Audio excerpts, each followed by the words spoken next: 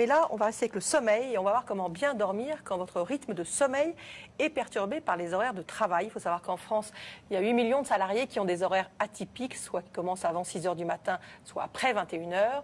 Beaucoup d'entre eux ont du mal à dormir la journée ou à s'imposer une sieste avant de prendre leur poste de nuit, par exemple. C'est le cas dans les EHPAD. Ce sont les établissements hospitaliers pour adultes dépendants et dans ces maisons de retraite, des aides-soignantes se relaient toute la nuit pour veiller sur les pensionnaires. Résultat, beaucoup d'entre eux souffrent de troubles du sommeil. Pour les aider, il existe des stages pour réapprendre à dormir correctement. Notre équipe a suivi l'une de ces formations à Lincel, dans le nord de la France. Reportage Marie-Charlotte Duluc, Géronimo Acero et Gabriel Carrère. Vous allez essayer de vous rappeler à quelle heure vous êtes couché. D'accord ? Et quand je dis couché, c'est l'heure à laquelle vous avez décidé de commencer à vous endormir. Exercice de mémoire pour ces 3 aides-soignantes. Ludivine, Marceline et Patricia travaillent de nuit dans une maison de retraite. Ce soir, elles suivent une formation pour apprendre à gérer leur sommeil. Ce matin, vous êtes couché vers 8h30. Oui. Et vous êtes levé à 11h30. Oui. Vous n'avez pas fait de sieste. Non. Donc vous avez dormi 1 heure, 2 heures, 3 heures sur la journée. 3 heures seulement, pas assez pour récupérer correctement. Comme la majorité des travailleurs de nuit, le trio souffre de troubles du sommeil. Je remarque que niveau sommeil, c'est pas régulier du tout. Il y a des nuits où je vais dormir 8 heures, 7 heures, il y a des nuits où ça va être 1 heure, 4 heures et il n'y a rien de régulier en fait. On s'en rend pas compte en fait, c'est quand on l'écrit, quand on le note qu'on se rend compte qu'en fait on dort pas beaucoup et c'est un peu n'importe comment. Lorsqu'on travaille la nuit, on a l'impression qu'on a la journée devant nous et c'est très intéressant d'en pouvoir en profiter. Par contre, il faut toujours faire gare à ce qu'on appelle la double journée. C'est-à-dire vous travaillez la nuit, vous dormez très peu pour reprofiter de la journée. Ces doubles journées ne sont pas sans risque. Manque de concentration, fatigue, irritabilité, des carences dues au sommeil et qui peuvent se répercuter directement sur le bien-être des résidents de cet établissement. Pour ces personnes âgées et dépendantes, la nuit est parfois source d'angoisse ou d'accidents.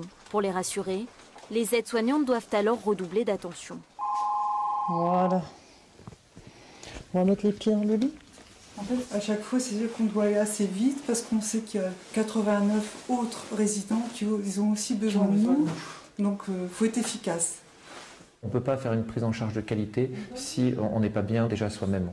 Cette formation va permettre à notre personnel d'être beaucoup plus tonique physiquement et psychologiquement et le résident va le ressentir tout de suite dans sa prise en charge.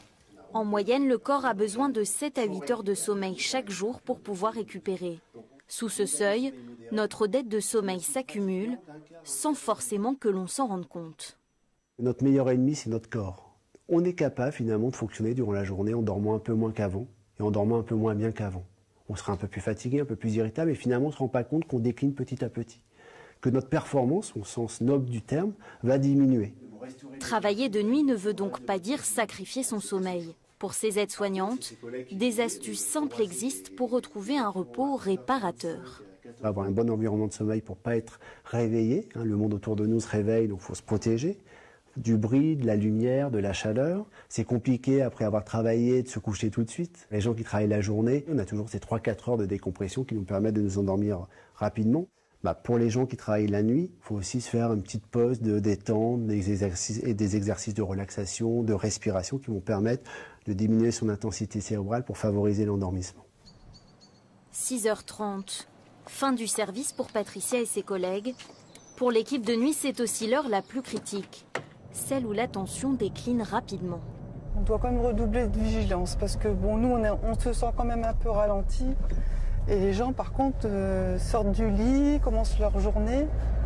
Donc, parfois, ça va un peu vite. Les accidents de la route entre le lieu de travail et le domicile constituent un risque majeur pour les travailleurs de nuit. Ils seraient 2 à 3 fois plus fréquents que pour les salariés qui exercent la journée.